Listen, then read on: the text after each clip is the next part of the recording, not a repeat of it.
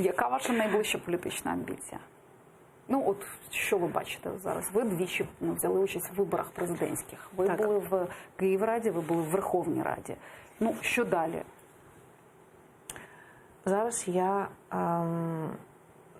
моя, знаєте, така за 5 років, мені вдалося майже неможливо зробити, хоч ми про це не говоримо. В Україні є ще одна галузь, вона називається військова медицина.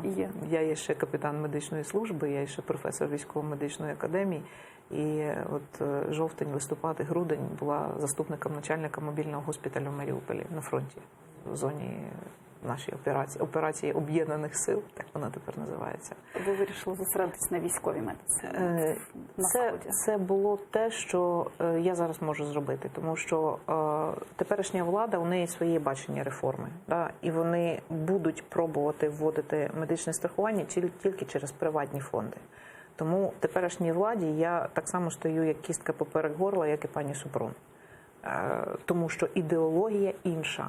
Для мене важливо збудувати сильну державу із систему охорони здоров'я як інституцію, державну інституцію, яка буде робити державу мою сильною і незалежною, і буде зберігати людський потенціал. Це ще можливо? Це взагалі будь-коли можливо.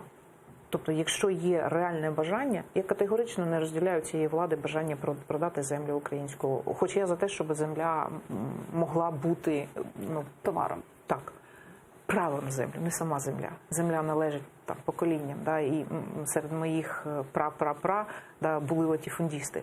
Тобто ми володіли землею. Ну, у вас до 15 століття можна прослідкувати вашу але я проти реституції, я проти продажу землі. Тому що я розумію, в що це потім виливається. Я за сильну державність, я за соціально справедливу країну. Я категорично не поділяю ліберальні погляди. Категорично. І ті люди, які не хочуть визнавати ідеологію, намагаються спровокувати якісь особистісні конфлікти. Я можу з будь-ким сідати за стіл переговорів і аргументувати цифрами. Якщо мене хтось може переаргументувати, я буду готова погодитись, якщо мені доведуть, що так буде краще українському народу. Нема питань. Тому військова медицина ми плануємо в цьому році. Вперше в Україні ми створили асоціацію військових медиків. Уявляєте, її не було. Тобто військові медики всі роз'єднані, розпорошені були. У прикордонної служби своя медицина, у Міністерства внутрішніх справ своя, у Служби безпеки своя. Тепер все це об'єднається. Поки що тільки на рівні громадської організації. Правильно було б, щоб за стандартами НАТО ми об'єднали всю військову медицину, але для цього має бути воля президента, персональна воля президента.